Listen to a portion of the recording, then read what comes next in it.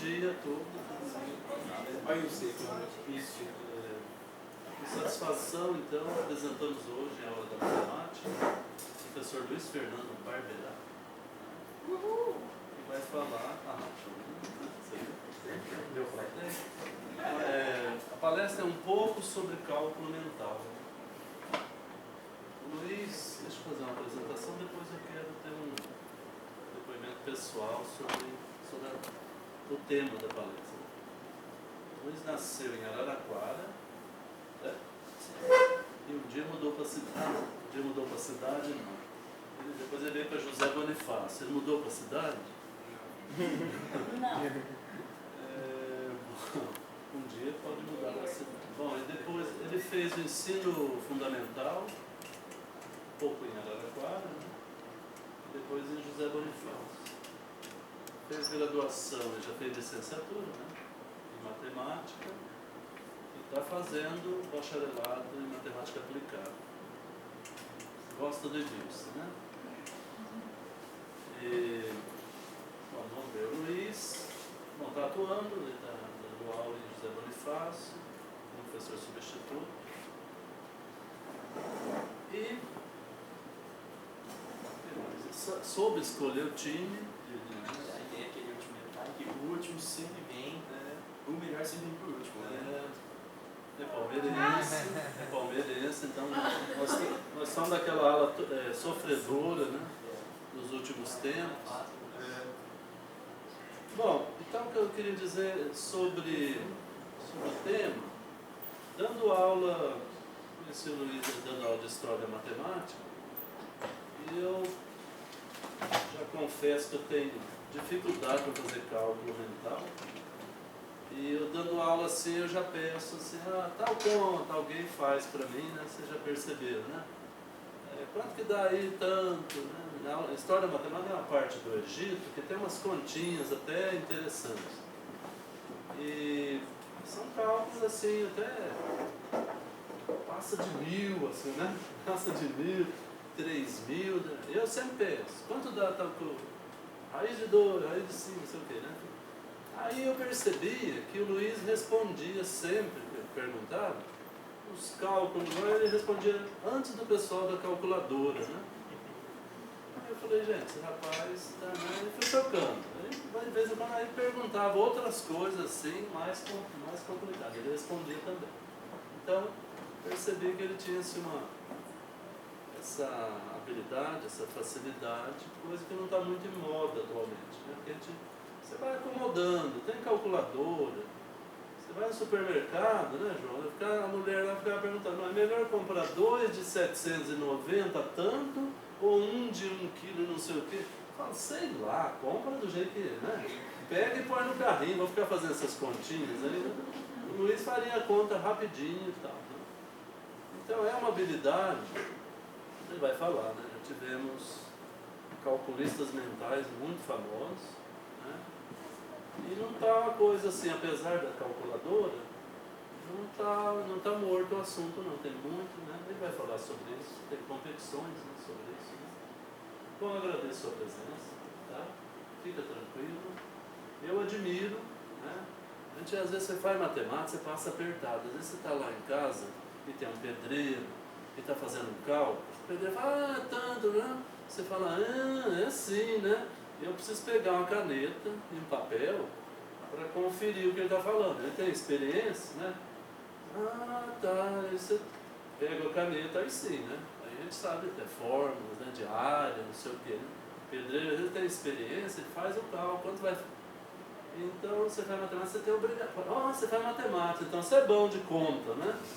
Não, eu não sou bom de conta, não sei fazer cálculo. Então eu acho que o Luiz é uma coisa, é um destaque. Não sei se aqui se tem outras pessoas que também têm essa facilidade. Eu confesso que eu não tenho, né? Fica tranquilo. Oi?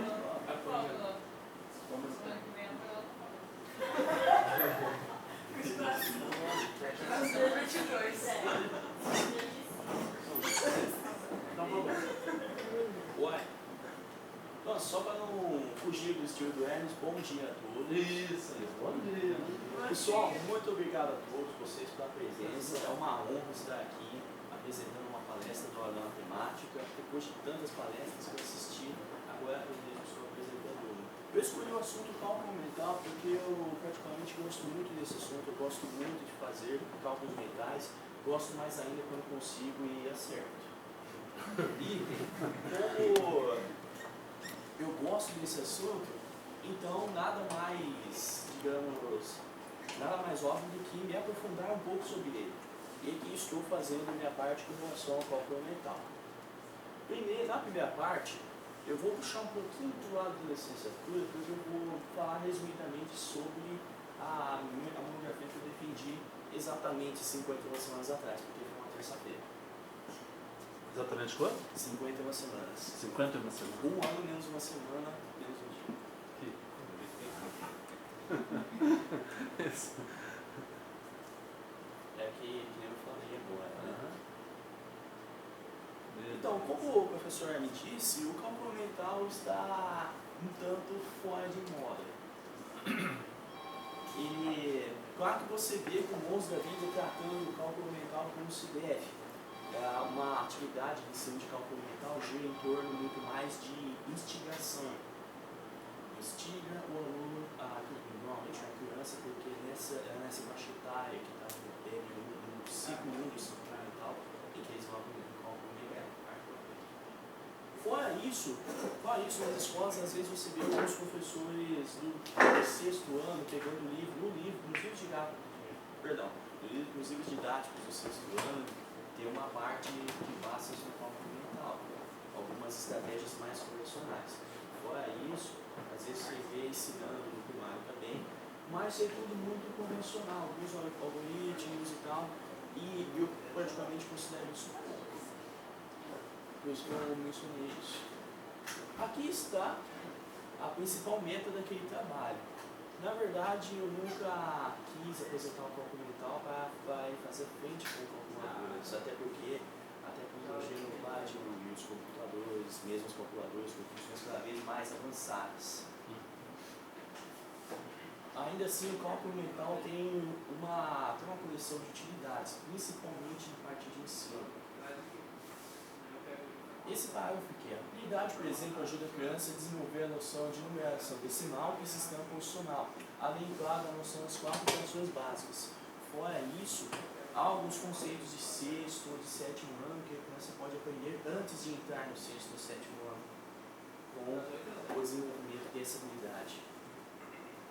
Além de o cálculo mental não fazer frente com as calculadoras, ele pode ser usado também como em dupla, em conjunto com as calculadoras. As calculadoras mesmo científicas, elas têm um limite de entrada de comandos que você pode entrar. Então, para operações um pouco mais longas, vale a pena executar algumas dessas operações mentalmente para reduzir o número de operações que você vai fazer numa dada expressão. Facilita muito. O subtítulo daquele trabalho é a teoremas em ação.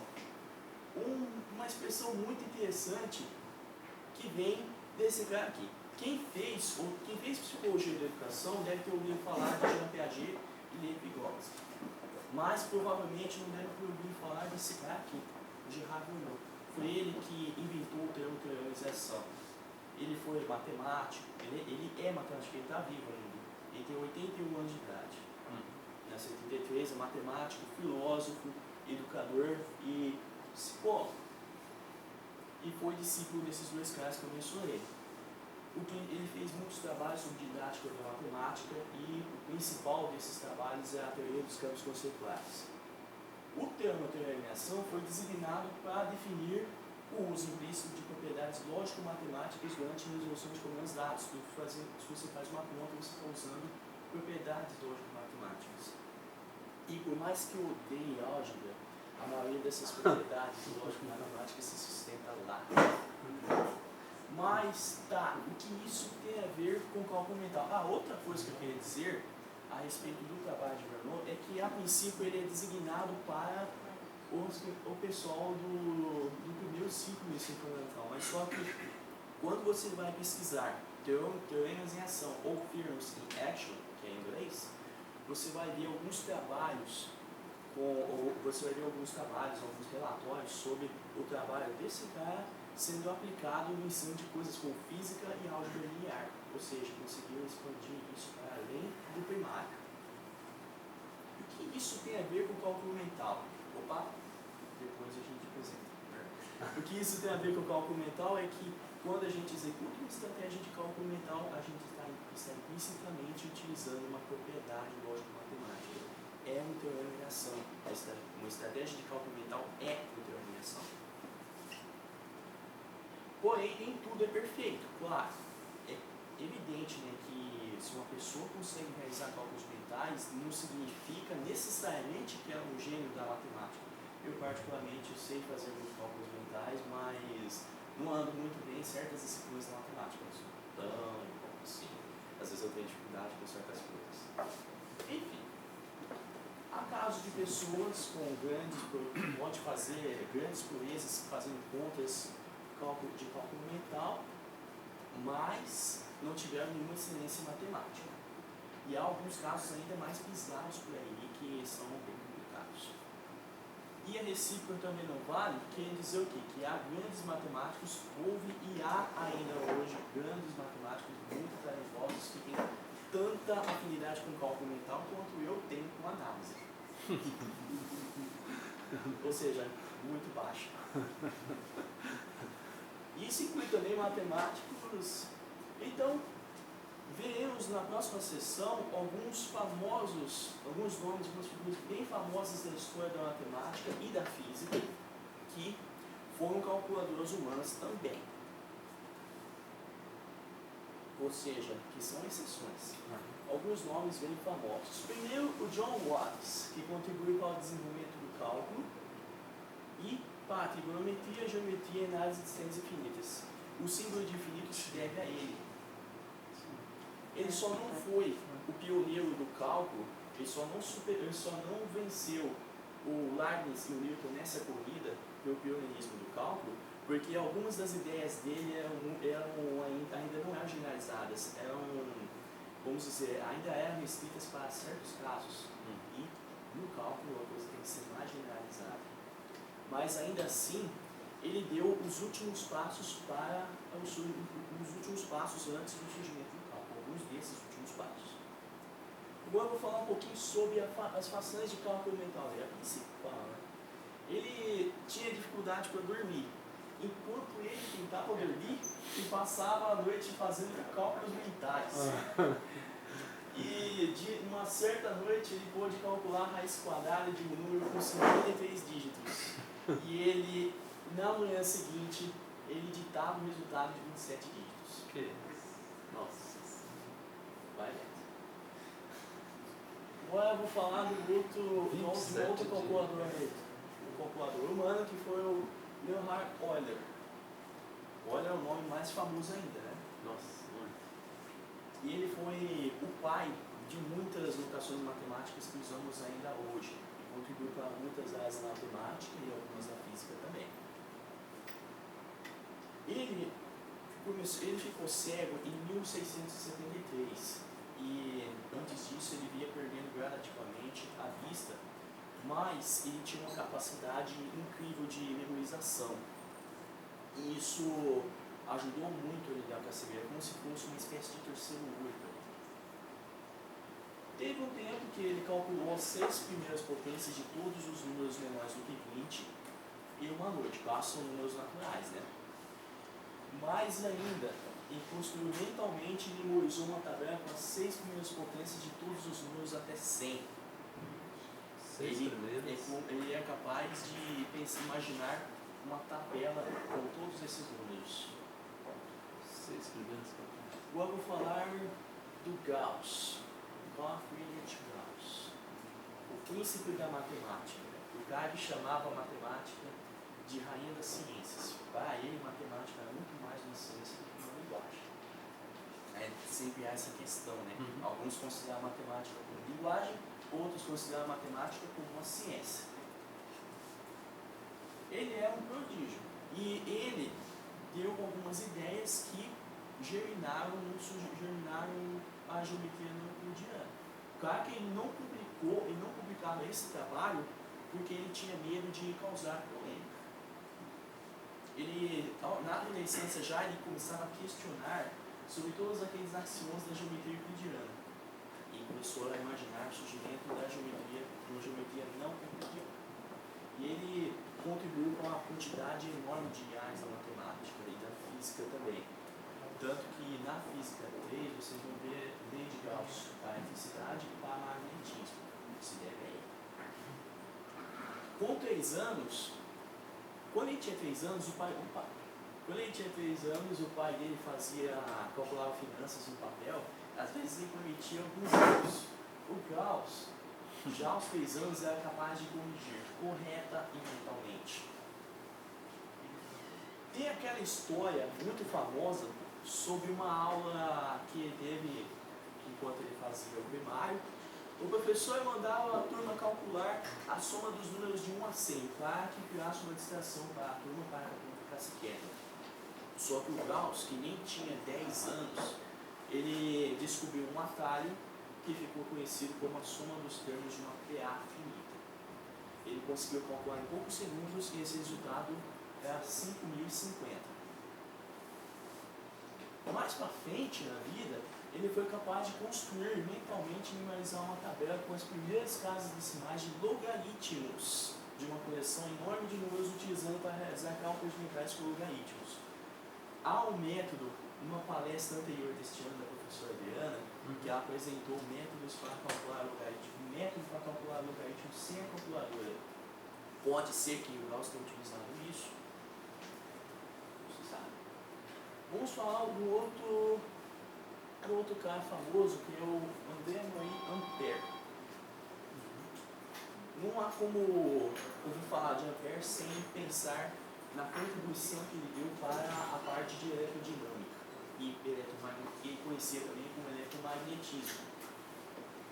A verdade é que ele foi um calculista mental também. Com 4 anos de idade, ele brincava com as pedrinhas, fazia cálculos mentais por meio de formas que ele mesmo deduzia. Agora, o Bernhard Riemann. O Riemann. Não tem como ver esse nome sem lembrar da integral de Riemann e não tem como ver Riemann sem pensar na análise. Ele ficou muito famoso justamente por conta disso, pela contribuição para a análise. E contribuiu para a teoria dos números e para a geometria diferencial. Na geometria diferencial, vai falar um pouco sobre geometria riemanniana. Desde pequeno, o Riemann impressionava seus professores com suas habilidades matemáticas, inclusive a de cálculo mental. Às vezes, ele superava o conhecimento do seu próprio instrutor quando ele fazia uma conta mentalmente. Mas houve um ponto negativo no que se diz respeito à parte mental dele, a parte psicológica. O problema dele é que ele é extremamente tímido. Ele não queria mostrar nada, não queria se apresentar nada para ninguém, porque ele era muito tímido. Agora, esse aqui, o Johann von Neumann, ele nasceu na Hungria, vai ficar claro, eu vou falar um pouco, tá? Vai ser muito difícil de ler. Ele nasceu na Hungria, se mudou para os Estados Unidos, ele tinha um outro nome, mudou, né? Quando ele naturalizou estadunidense. E ele era considerado um polímata, ou seja, ele tinha conhecimento em várias áreas e ele deixou contribuições para muitas áreas da matemática e da física, ele deixou contribuições para a matemática pura e para a matemática aplicada. Principalmente deixou contribuições, uma das principais contribuições para ele foi na área de análise funcional. E deixou contribuições para a área de física, principalmente a capacidade de modelar uma explosão matematicamente, de computação também, de estatística. Ele trabalhou pelas forças aliadas durante a Segunda Guerra Mundial. Inclusive tem um episódio muito famoso sobre a história dele, que mostrava o quão estupenda é a capacidade de fazer cálculos mentais. Durante a Segunda Guerra Mundial, ele, Fermi, Feynman, com 2 outros matemáticos, viajar, eles fizeram uma reunião, outros cientistas também fizeram essa reunião em Los Alamos, onde eles precisavam realizar cálculos mentalmente, continuamente, continuamente, para difundir ideias. E aí estavam esses três, né? Poderíamos ver, comparar esses três caras. O Fermi usava uma régua de cálculo, o Neumann usava o próprio cérebro e o Feynman uma calculadora de mesa. Podem dizer quem terminava primeiro? O próprio. O Neumann. Tanto que a habilidade de fazer cálculos mentais a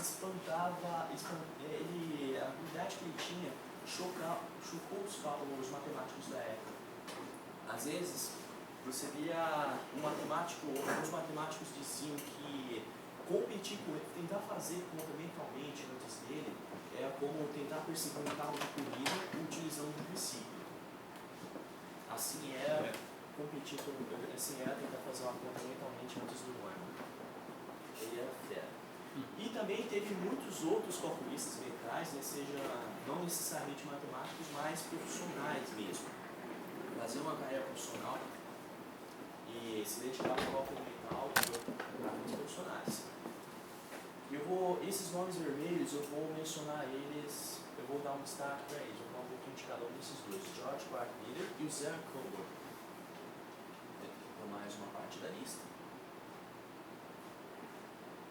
E aqui, destaque para Miller, que com 9 anos de idade vai fazer seu primeiro turnê profissional. Ele foi capaz de calcular quanto tempo o som levaria para viajar da Terra à Lua. Deu a velocidade do som em milhas por minuto e a distância da Terra para a Lua em milhas, supondo que fosse possível.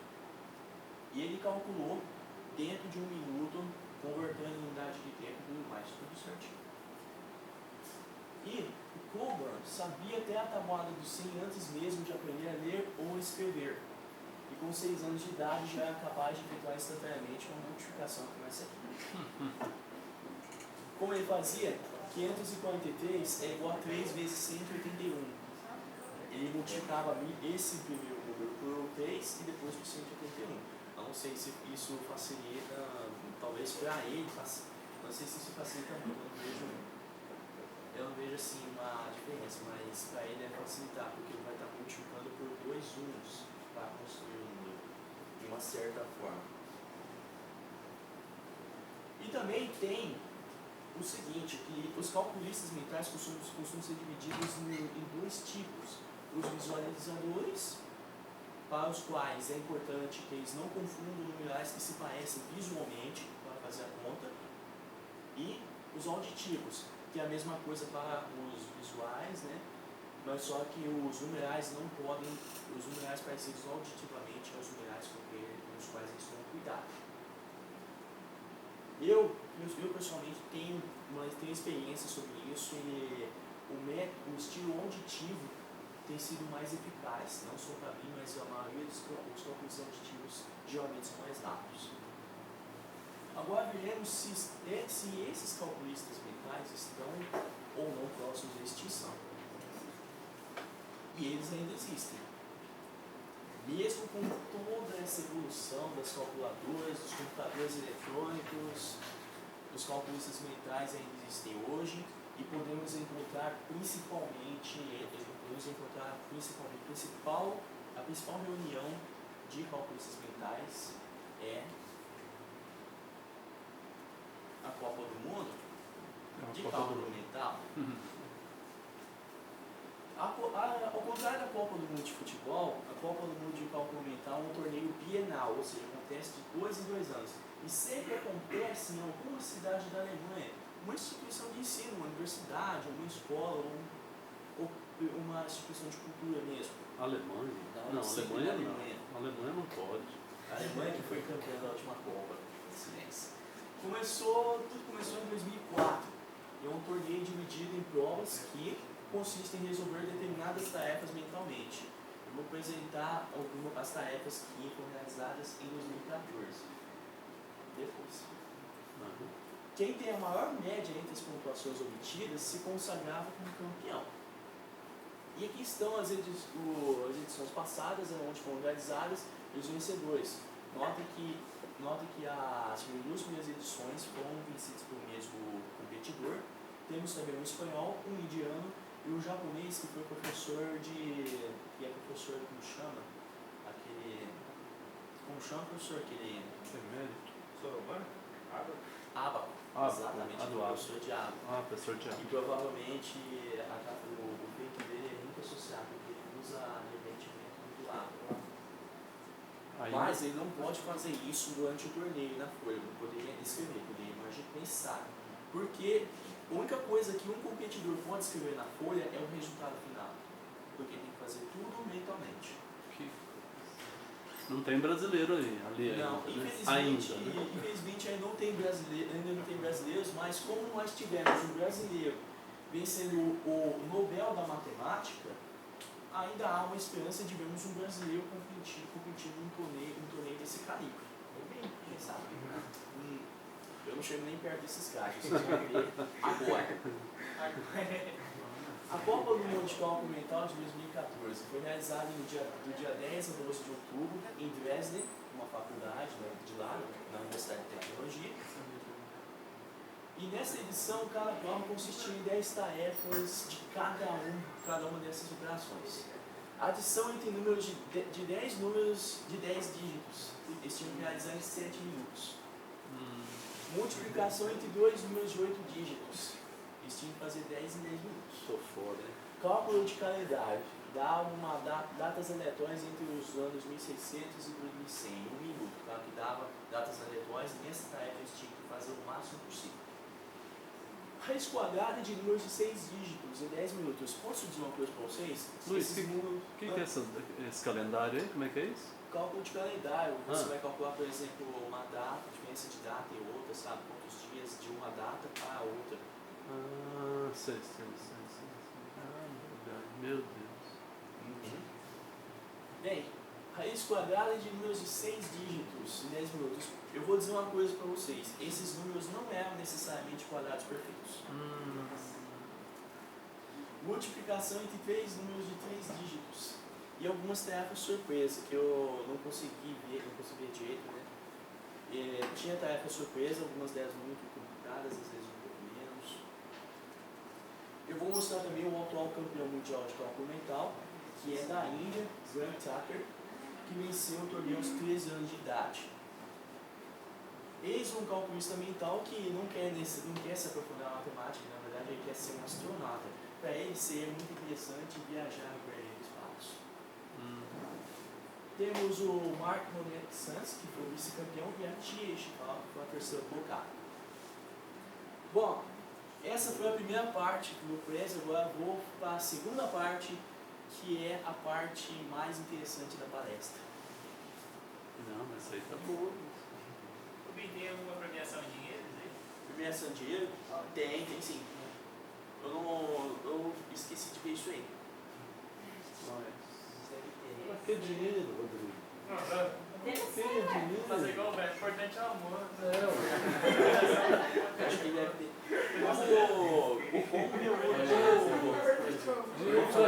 São calculistas profissionais, então eu acredito que deve ter um dinheirinho por trás disso. Você faz, é o prazer. Agora é o amor. a segunda parte que tem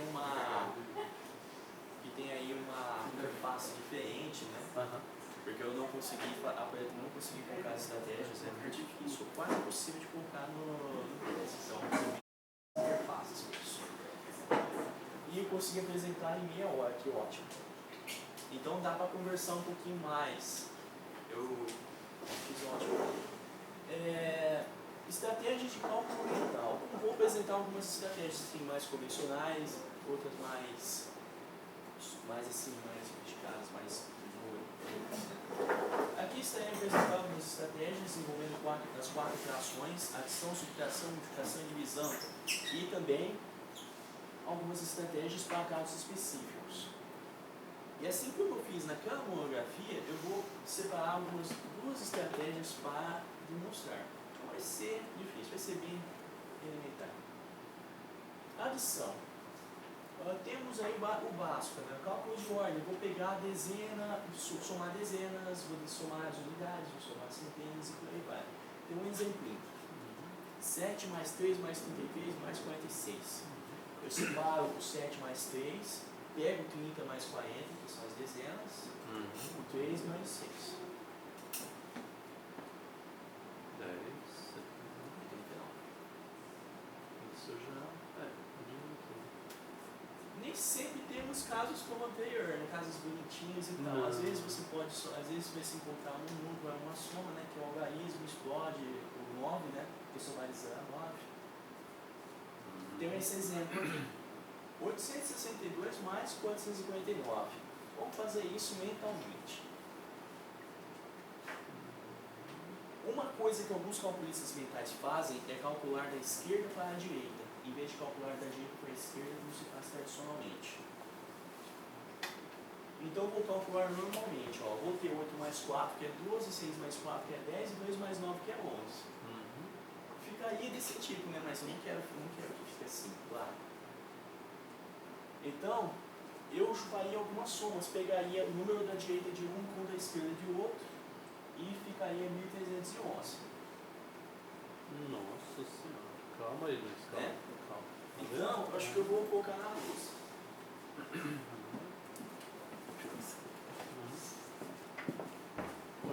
Sei lá, meu Deus. Como é que era? 8. 162? Eu já, na verdade, eu me preparei. Ah lá. Ficaria 11, ficaria 10, ficaria 12. Tá muito pequeno, né? Dá para todo mundo ver? Tá bom, tá bom. Então, com essa canetinha vermelha, eu vou circular que eu quero somar. Agora que eu fiz da direita para a esquerda, foi força de água. E somar. E vai ficar 1311. Da esquerda, eu posso fazer da esquerda para a direita. Eu fiz da direita para a esquerda por força de água, porque faz pouco tempo que eu vi sobre gente que faz da esquerda para a direita. Mas isso é possível. Desde que tome esse cuidado.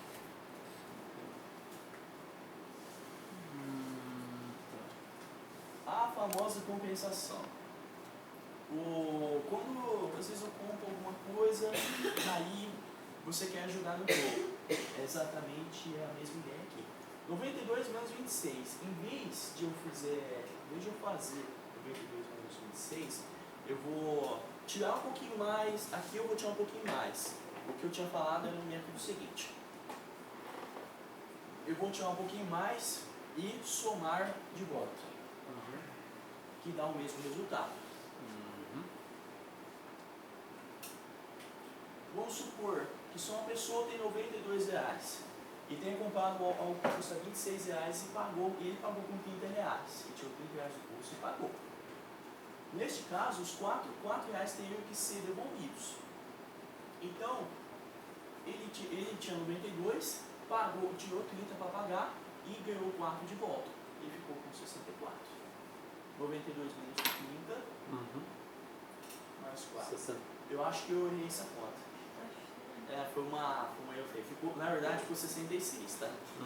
Ficou 62 mais 4, 66. Eu tenho que corrigir isso para as próximas vezes. Perdão, galera.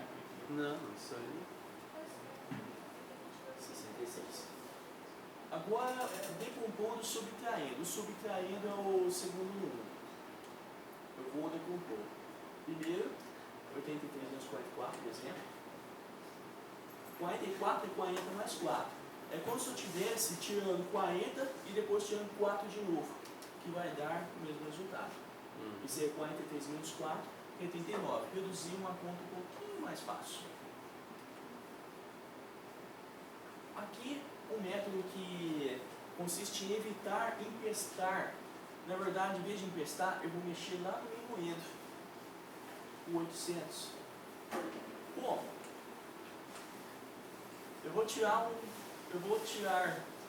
vou fragmentar 800 com 799 mais 1 e fazer 799 menos 326, onde eu não preciso emprestar.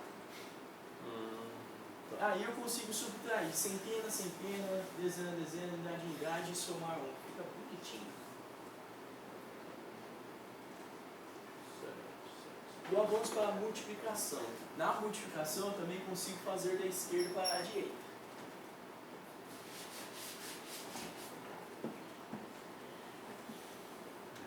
Vamos lá. Vou fazer essa aqui.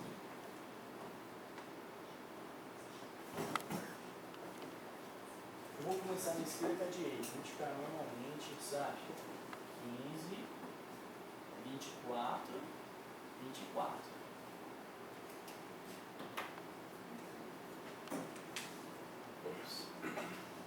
Então, eu vou pegar novamente, como na adição, pegar esses dois vizinhos, somar. Pega esses dois vizinhos, soma. Sempre dá certo. E vai dar justamente o resultado. 1764. Somando 5, 2, 4, 2. Que mágico, né? Agora eu vou apresentar uma outra estratégia, muito comum essa também. Decompor muitos fatores para aplicar para o pesar distributivo. Eu não preciso fazer uma conta mais... Vou fazer uma conta diferente da tradicional. 55 vezes 22. O que eu vou fazer? Decompor muitos fatores. Eu posso decompor ou 55 ou 20 mais 2. Espera. Podemos fazer isso? Sim. Se puder. Sim, vocês podem fazer isso. Pode, né? Porque eu estou mexendo com o número dos inteiros, o conjunto dos números inteiros, estou mexendo com a adição, estou mexendo com a multiplicação. O conjunto dos números inteiros, munido da adição e da multiplicação, é um anel comutativo e com unidade. Anel, porque é distributivo em relação à adição. Comutativo, porque eu posso fragmentar o da esquerda ou da direita. E com unidade, porque possui um elemento neutro na multiplicação, que é o próprio 1. Por isso que eu posso fazer isso. Lembra que eu disse antes, algumas dessas propriedades lógico-matemáticas vêm da álgebra. Então, fazendo a conta, 55 vezes 20 e 5 mais 55 vezes 2. Aí eu não preciso fazer multiplicar por 1, depois multiplicar por 1, somar embaixo. Fica 1.100 mais 110, que é 1.210. Agora vou dar um exemplo extra. Essa conta, eu lembro que o meu professor de cálculo numérico me desafiou a fazer no final da aula. Eu fiz bem rapidamente utilizando esse método. O mesmo método, né? Mas tem o outro. 3.900 mais 325, que dá 4.225. Certo, mas tem outro método para fazer isso. Esse método é muito legal. O exemplo extra ele cai num caso muito especial, onde as dezenas são iguais e a soma das unidades dos dois números é igual a 10, o que constitui a definição de números complementares aritméticos entre si. A soma de dois números é igual a 10. O resultado, como funciona, o número de centenas do resultado vai ser dado pelo produto entre a dezena e o número seguinte, e o número de unidades vai ser dado pelo produto das unidades dos dois números. Como fazer isso? Vamos para aquele exemplo. 5 mais 5 dá 10. As duas unidades são complementares aritméticas. 6 vezes 7, 42. E 5 vezes 5, 25. Então vou colocar um número, juntar os dois, que vai dar 4.225. Que coisa, né? Nós um caso muito especial. E vai ser um dos dois métodos demonstrados na palestra. Eu não vou usar lá, está no slide já. Então eu vou pegar algumas coisas. O x é o número de dezenas. O a é o número de unidades do primeiro número. E o b é o número de unidades do segundo número. E, o mais importante, a mais b é igual a 10. Posso construir uma expressão algébrica que representa esses dois números de acordo com a sua representação decimal. Por exemplo, se eu quero construir o número acima de 100, eu vou pegar x vezes 100, mais x, mais uma letra vezes 10, mais uma letra. Em termos de potência de 10, quero provar que 10 vezes x mais a, o número com x dezenas e a unidades, vezes o número com x dezenas e b unidades, com a mais b igual a 10, é igual a esse cara. 100 x vezes x mais 1 centenas e a b unidades. Então vamos ilustrar. Eu vou fazer a propriedade distributiva. Se eu esqueci de colocar, nossa, eu esqueci de colocar que se a mais b é igual a 10, então b é igual a 10 menos a. É só trocar. 10 vezes x mais a, mais 10x, mais 10 menos a. Vou distribuir, ficou em negrito. O que ficou em negrito é o oposto, então eu vou cancelar. O que ficou em negrito, cancela. Colocando em evidência o 100x, fica, 100x. e colocando a em evidência também, eu sei que 10 menos a é igual a b, a gente chega onde a gente queria chegar. Isso aqui. Vamos pôr aqui, vamos mostrar.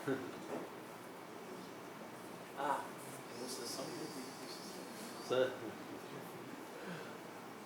100 que é a soma da 10, né, Luiz? Ali, né? Temos um método um pouquinho mais geral, só para calcular quadrados. Claro que isso não é um método mais geral para casos em que as unidades não são complementares aritméticas.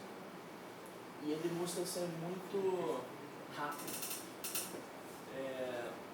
Temos uma soma entre dois números, onde o primeiro tem x ao quadrado de centenas e ao quadrado de unidades, e o segundo tem 2ax dezenas. E eu vou somar esses dois números e obter o resultado. Tomando por exemplo, vamos calcular uma potência como essa, 84 ao quadrado. Primeiro, 8 ao quadrado, 64. 4 ao quadrado, 16. Vamos construir o número 6.416. Beleza. O segundo número, 2 vezes 8 vezes 4 dá 64. E, como esse é um número de dezenas, o segundo número é 640. Eu vou somar esses dois números e a gente chega na resposta.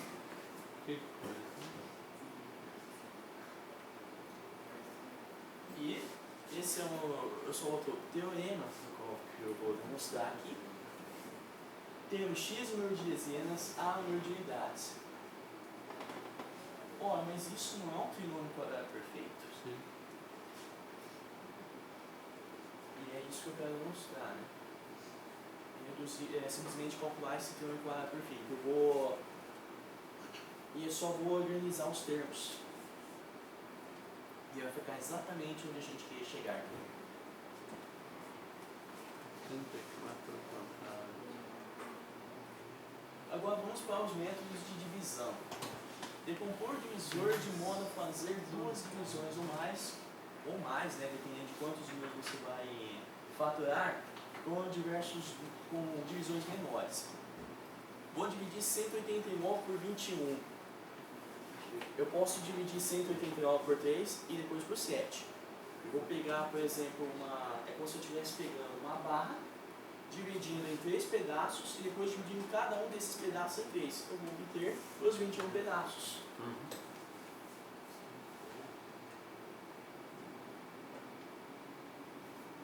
Então, tem um outro método que é simplificar a operação como se ela fosse uma fração. Divisões são frações.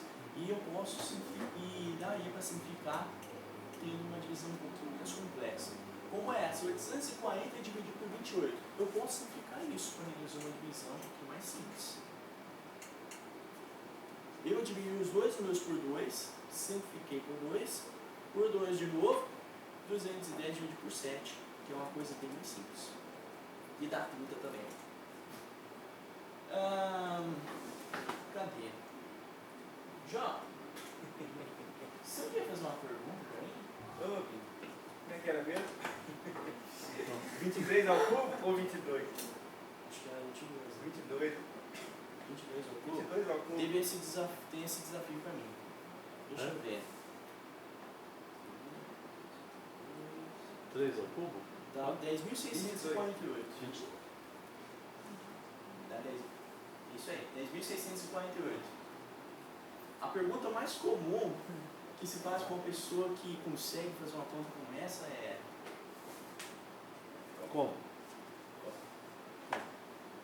E uma pessoa que, pode crer, pessoal, que uma pessoa que consegue calcular potências de 11 e de seus múltiplos está totalmente consciente deste triângulo aqui,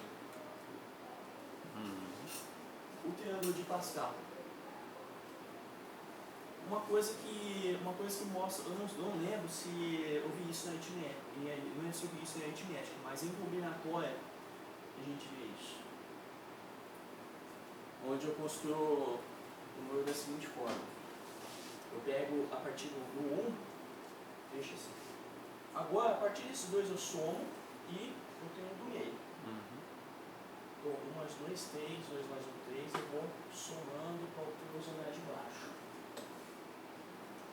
Com isso, eu posso construir potências de 11 e de seus múltiplos. A enésima potência de 11 é construída a partir dos elementos do enésimo andar do triângulo de Pascal. Assim, temos 11 elevado a 0, claro que é 1, é o 0º andar do triângulo de Pascal, que é o andar 0, vai de 0 até n. 11 elevado a 1 dá 11, 121, 1331, 14.641, 11 elevado a 5 dá rolo. Lembra dessa coisinha que eu fiz? Eu vou fazer uma coisa bem parecida. A princípio, o princípio seria 1, 5, 10, 10, 5, 1. Eu vou fazer essa mesma ideia aqui. Então, eu pego esse, na verdade eu pego esse aqui, vou juntar esse aqui. 1, 6, 1, 0, 5, 161.051. E a partir dos outros eu vou ter que fazer a mesma coisa. Mas, quando eu coloco um 0 no meio daqueles dois uns, eu vou ter uma folga. E eu não vou conseguir, às vezes eu não vou precisar fazer isso que eu fiz. Porque vale, eu posso usar o triângulo de Pascal para construir potências de meus pontos 101, nível 1 e os seus múltiplos. E aí vai. Primeiro, eu vou aplicar nesse exemplo que o João me deu aqui. 22 elevado ao cubo. É 2 vezes 11 elevado ao cubo, que é 2 ao cubo vezes 11 ao cubo. 11 ao cubo eu tiro do triângulo de Pascal, que é 1371, que é o terceiro andar. E 2 ao cubo é 2 vezes 2 vezes 2. O que eu fiz? Peguei aquele número, multipliquei por 2 e por 2 de novo. Que dá justamente 10.648. Então, eu já vou generalizar aqui. A expressão da enésima potência de um K múltiplo de 11, quer dizer, 11K da vida, é essa expressão aqui. Esse C é a combinação de elementos tomados N a N, que é como se constrói o triângulo de Pascal.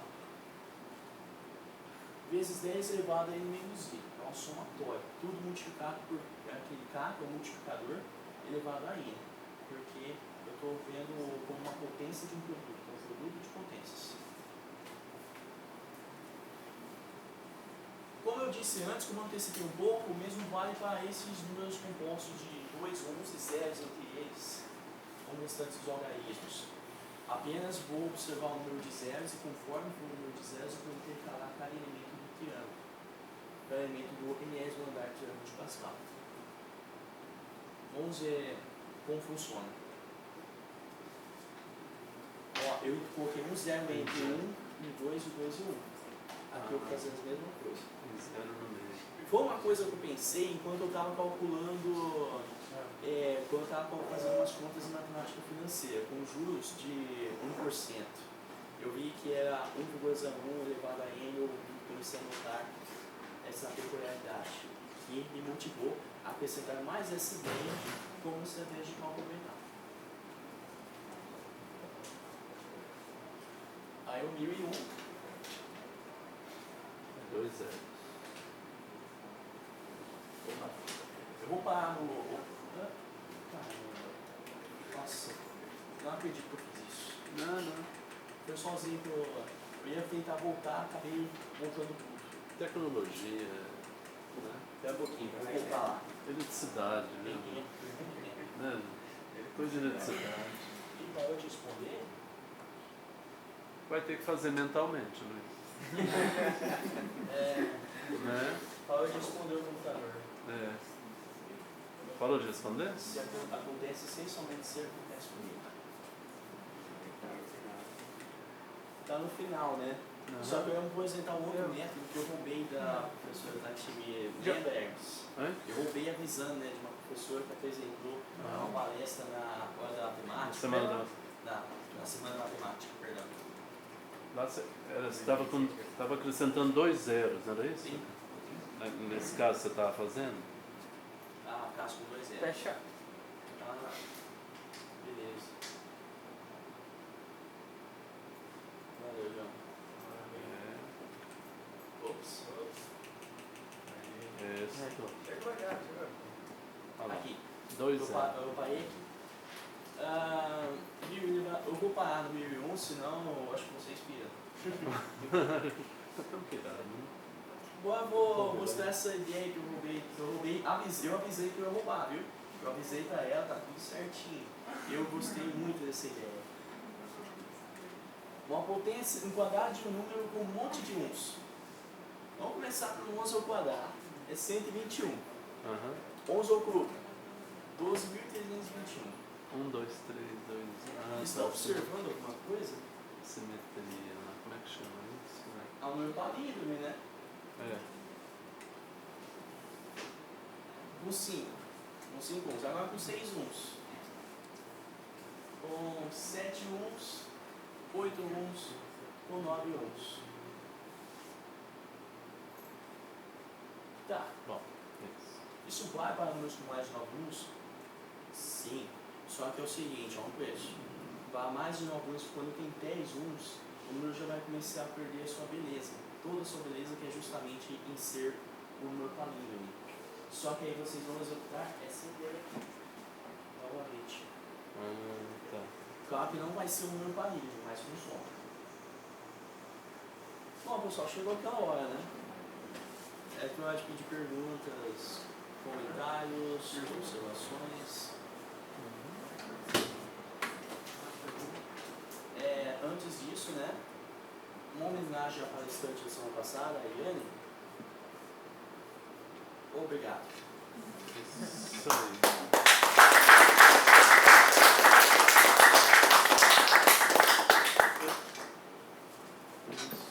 As perguntas estão abertas, né? Tá aberto. Temos bastante tempo a tempo. Achei que não ia terminar. 6 minutos, 300. Não sejam tímidos. Sejam sempre. Vai, pô. Pô. É mentira, é! Hã? Tá pegando no meu pé.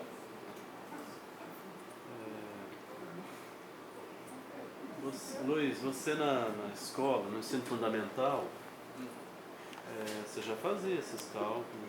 Fazia. Quando começou e tal. E aí Sempre entrava em contraste com o jeito que tinha que fazer, com o confronto, quero dizer. Tinha visto, quando eu estava pesquisando, eu vi algumas estratégias que eram novas para mim. Você chegava no resultado, né? Tinha chegado no resultado. Tinha algumas que eu não via e eu ficava assim meio que vinculado nas convencionais. Aham.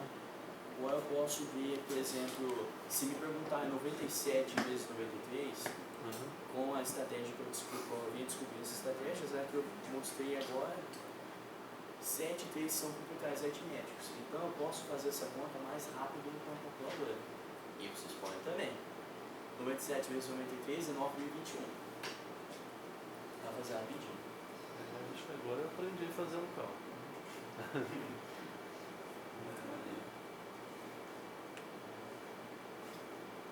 Perguntas? Agora, pessoal, Já? eu queria pedir agora, aproveitar, antes que eu esqueça, pedir perdão pelo pessoal que pegou um pouco de sono, pedir perdão das gaguejadas que eu vi também, em relação. É que é a minha primeira palestra aqui, eu novamente vou agradecer todo esse pessoal que veio,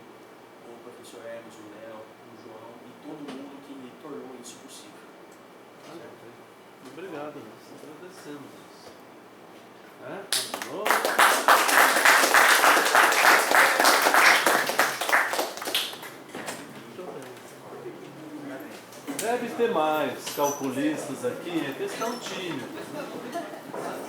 Deve ter outros aqui.